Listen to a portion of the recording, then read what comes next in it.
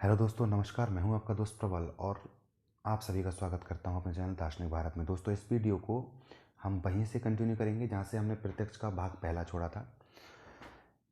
इस वीडियो में अब हम बात करने जा रहे हैं प्रत्यक्ष के प्रकार पर। तो प्रत्यक्ष जो है वो दो प्रकार का होता है। एक होता है लौकिक प्रत्यक्ष और दूसरा होता है अलौकिक प्रत्यक्ष। लौकिक प्रत्यक्ष, देखिए, हम इस संसार का, जो हमारे चारों ओर जो संसार व्याप्त है, उसका हम ज्ञान अपनी इंद्रियों की सहायता से ही तो लेते हैं। तो इस लोक में हम जो भी चीज़ का प्रत्यक्ष करते हैं वो इंद्रियों के द्वारा होता है। तो इंद्रियों से, यानी इंद्रिय और वस्तु के सन्निकर्ष से जो ज्ञान प्राप्त होता है उसे हम कहते हैं लौकिक प्रत्यक्ष। और इंद्रिय और वस्तु के असाधारण सन्निकर्ष से जो हम ज्ञान प्राप्त करते हैं वो क्या होता है? वो होता है अलौकिक प्रत्यक्ष। अलौकिक प्रत्यक्ष में इंद्रिय और वस्तु के बीच एक असाधारण संबंध या असाधारण सन्निकर्ष होता है। कुछ बुक्स में, कुछ किताबों में ये भी हमें लिखा मिल जाता है कि वह प्रत्यक्ष अलौकिक प्रत्यक्ष होता है। इसमें इंद्रिय और वस्तु के बीच कोई सन्निकर्ष नहीं होता, यानी बिना इंद्रिय और वस्तु के सन्निकर्ष द्वारा जो हम ज्ञान प्राप्त कर लेते हैं वही अलौकिक प्रत्यक्ष होता है। लेकिन सही अर्थ में वह ऐसा नहीं कहा जा सकता, क्योंकि इंद्रिय और वस्तु का सन्निकर्ष तो वहाँ होता है अलौकिक प्रत्यक्ष में, लेकिन वो जो प्रत्यक्ष होता है वो अलग तरह से होता है। आप देखेंगे आगे। तो ये दो प्रकार के प्रत्यक्ष होते हैं, एक लौकिक और दूसरा अलौकिक। आगे हम बात करते हैं पहले लौकिक प्रत्यक्ष पे। लौकिक प्रत्यक्ष क्या होता है? इंद्रिय और वस्तु के जो सीधे सन्निकर्ष से जो हम ज्ञान प्राप्त करते हैं वो क्या होता है? लौकिक प्रत्यक्ष। लौकिक प्रत्यक्ष जो होता है वो दो प्रकार का होता है, बाह्य प्रत्यक्ष और मानस प्रत्यक्ष। बाह्य प्रत्यक्ष क्या होता है? जो हम अपनी 5 ज्ञान इंद्रियों से प्राप्त करते हैं। 5 इंद्रियां हमारी, उनसे जो हम प्रत्यक्ष ज्ञान प्राप्त करते हैं उसे कहते हैं बाह्य प्रत्यक्ष। और मन के द्वारा जो हम ज्ञान प्राप्त करते हैं, सुख दुख आदि का जो अनुभूति लेते हैं, वो क्या है? वो है मानस प्रत्यक्ष। ठीक है। बाह्य प्रत्यक्ष जो होता है, चूंकि बाह्य प्रत्यक्ष क्या है? बाह्य प्रत्यक्ष वह प्रत्यक्ष है जो इंद्रियां हमारी, जो 5 ज्ञान इंद्रियां हैं उनसे जो हम प्राप्त करते हैं। हमारी ज्ञान इंद्रियां 5 हैं, तो बाह्य प्रत्यक्ष भी 5 प्रकार का होना चाहिए। सबसे पहले चाक्षुष प्रत्यक्ष, यानी आँख से देखकर जो हम प्रत्यक्ष करते हैं वो चाक्षुष प्रत्यक्ष होता है। फिर होता है श्रौत प्रत्यक्ष, यानी कानों से सुनकर जो हम प्रत्यक्ष करते हैं वो श्रौत प्रत्यक्ष। घ्राणज, यानी नाक से सूंघकर जो हम प्रत्यक्ष करते हैं वो घ्राणज प्रत्यक्ष होता है। स्पर्शज प्रत्यक्ष, त्वचा से छूकर जो हम स्पर्श करते हैं वो क्या होता है? स्पर्शज प्रत्यक्ष होता है। फिर होता है रासज प्रत्यक्ष, यानी जीभ से किसी चीज को चख कर जो हम ज्ञान प्राप्त करते हैं वो होता है रासज प्रत्यक्ष। ठीक है। आगे है मानस प्रत्यक्ष। मानस प्रत्यक्ष, देखिए, इंद्रियों से हम जो भी ज्ञान प्राप्त करते हैं उसकी अनुभूति जो होती है वही क्या है? मानस प्रत्यक्ष होता है। हम अपने मन में सुख दुख आदि का जो अनुभव लेते हैं, यह संगीत सुनकर जो हम आनंद की अनुभूति लेते हैं, यही क्या है? यही मानस प्रत्यक्ष है। तो मन को एक छठी इंद्रिय के रूप में स्थापित किया जाता है, और मन से हम जो भी अनुभव करते हैं वही क्या है? मानस प्रत्यक्ष है, जैसे कि सुख दुख आदि। ठीक। लौकिक प्रत्यक्ष को एक अलग तरह से भी विभाजित किया जाता है। लौकिक को हमने देखा अभी बाह्य और मानस प्रत्यक्ष में विभाजित किया गया था, और यहाँ लौकिक प्रत्यक्ष को 3 और प्रकार से विभाजित किया जाता है। 3 और भागों में विभाजित किया जाता है। वे हैं निर्विकल्प प्रत्यक्ष, सविकल्प प्रत्यक्ष और प्रतिविज्ञा। देखिए, निर्विकल्प प्रत्यक्ष क्या होता है इसे एक उदाहरण से समझिए। आप किसी को दूर से आते हुए देखते हैं, तो आप शुरू में, आपका रिश्तेदार कोई आने वाला होता है तो आप खड़े होकर वेट करने लगते हैं और दिख जाता है कि वो रिश्तेदार हमारा आ रहा है, तो हम उसे दूर से देखते हैं तो स्पष्ट रूप से हम पहचान नहीं पाते।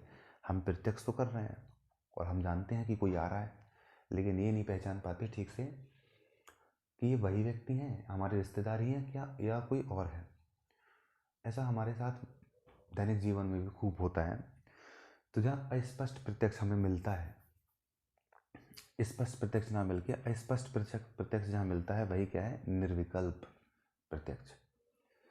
सब विकल्प में स्पष्ट ज्ञान प्राप्त होता है, हम चीज़ को देखकर स्पष्ट रूप से पहचान लेते हैं, तो उसकी एक हमारे दिमाग में तुरंत ही एक इमेज बन जाती है, क्लियर, एकदम साफ सुथरी। वही क्या है, वही सब विकल्प प्रत्यक्ष है।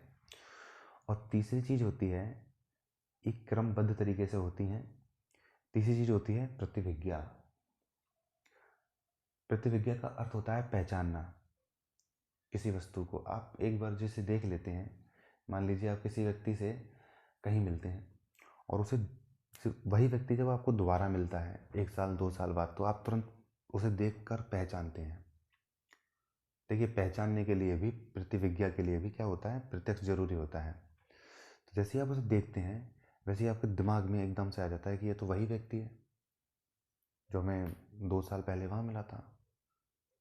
तुरंत आपने उसको पहचान लिया। तो ये सब चरणबद्ध तरीके से होता है। सबसे पहले निर्विकल्प प्रत्यक्ष होता है, चीज़ को हम स्पष्ट रूप में उसका प्रत्यक्ष करते हैं। फिर हमें सविकल्प, स्पष्ट, एकदम स्पष्ट छवि हमें मिलती है उसकी।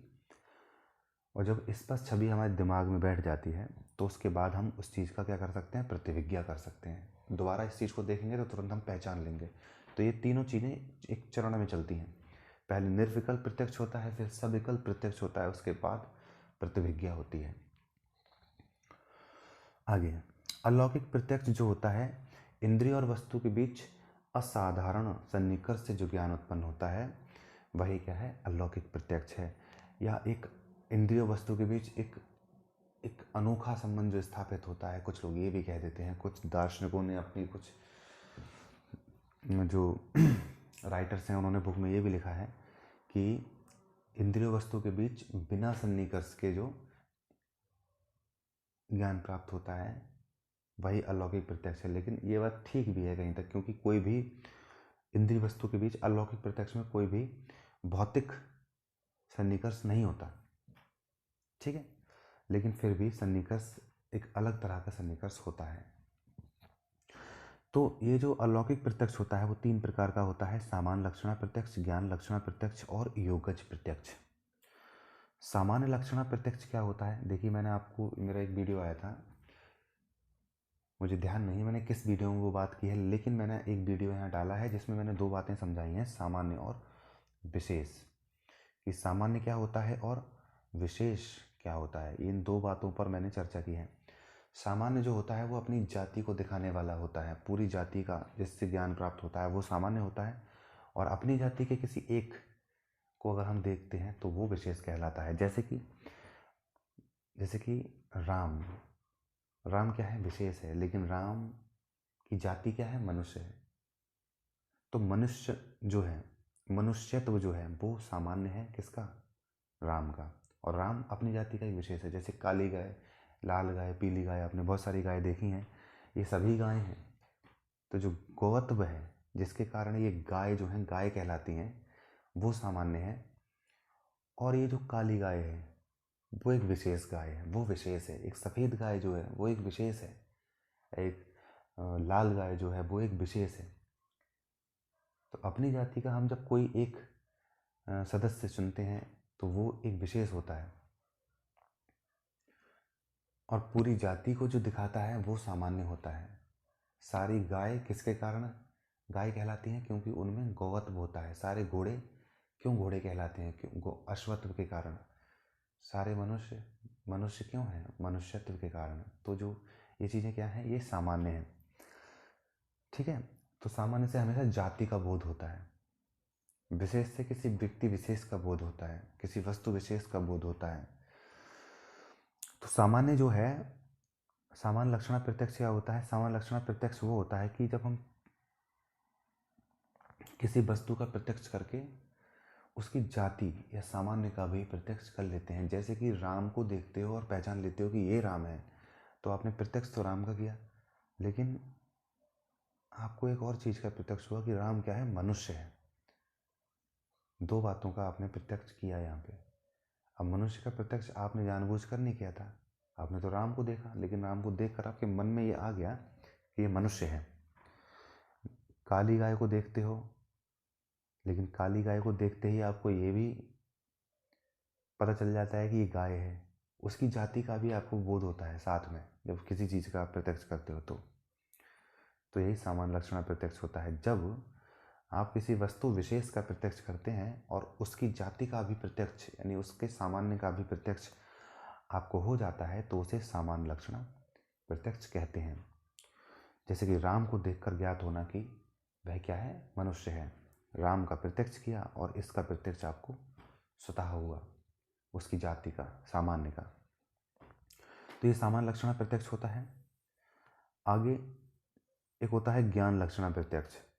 ज्ञान लक्षण प्रत्यक्ष में क्या होता है कि आप वस्तु को अपनी इंद्रिय के द्वारा वस्तु का प्रत्यक्ष करें या वस्तु के किसी एक गुण का प्रत्यक्ष करें, और आपको वस्तु के किसी दूसरे गुण के विषय में जब ज्ञान प्राप्त हो जाए तो इसे ज्ञान लक्षण प्रत्यक्ष कहते हैं। जैसे कि आप देखते हो आग को छूने की जरूरत नहीं है, आप देखकर ही बता देते हो कि आग गर्म है। आपने आंखों से देखा, गर्म और ठंडे का पता करने के लिए कायदे में आपको स्पर्श करना चाहिए, लेकिन आपने केवल देख कर ही पता कर लिया कि ये गर्म है। लोहे की एक लाल सलाख को देखकर, जो कोयले से तुरंत निकाली जाती है, एकदम लाल होती है, उसे देखकर आप उसे देखते हो वो लाल है और देखकर बता देते हो कि ये गर्म है।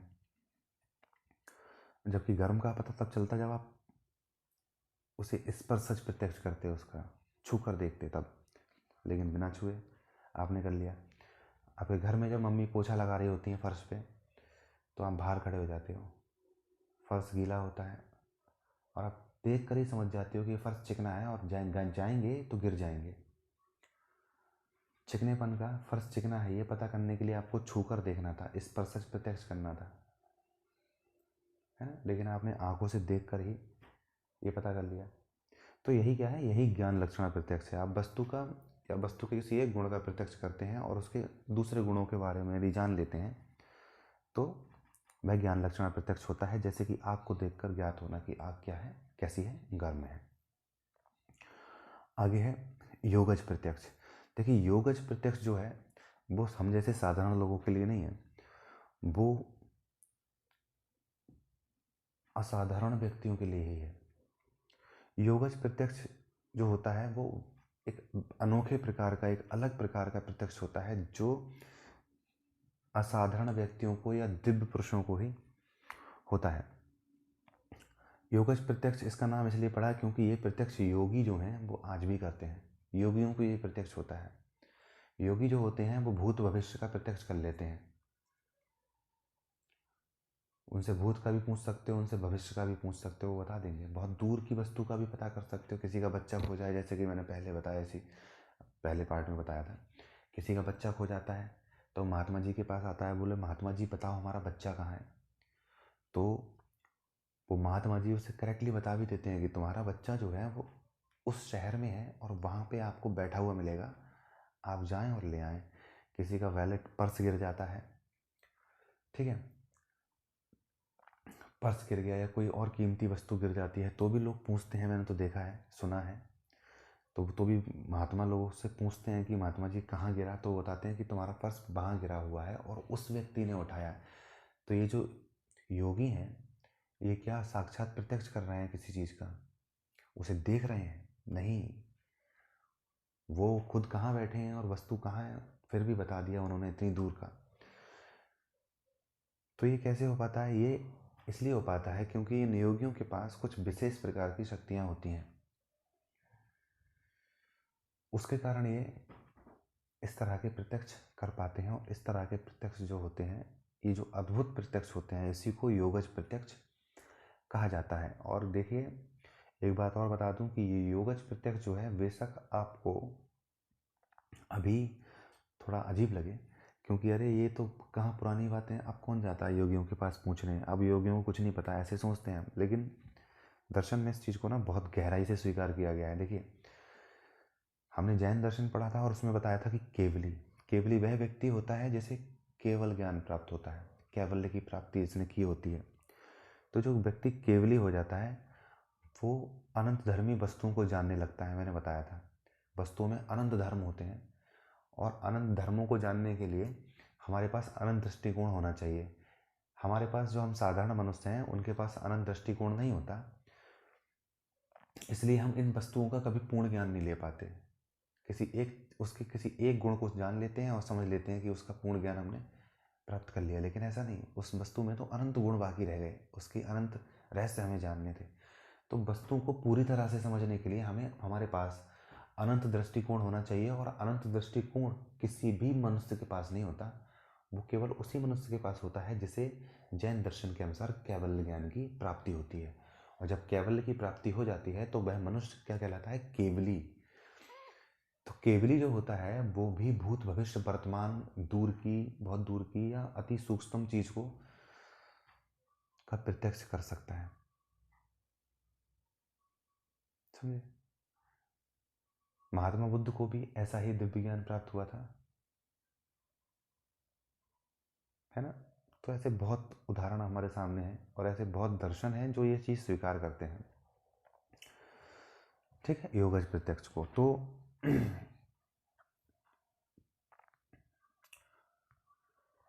इस वीडियो में फिलहाल इतना ही। वैसे मैं प्रत्यक्ष की विशेषताओं पर भी बात करने वाला था, लेकिन फिलहाल इस वीडियो में बस इतना ही है।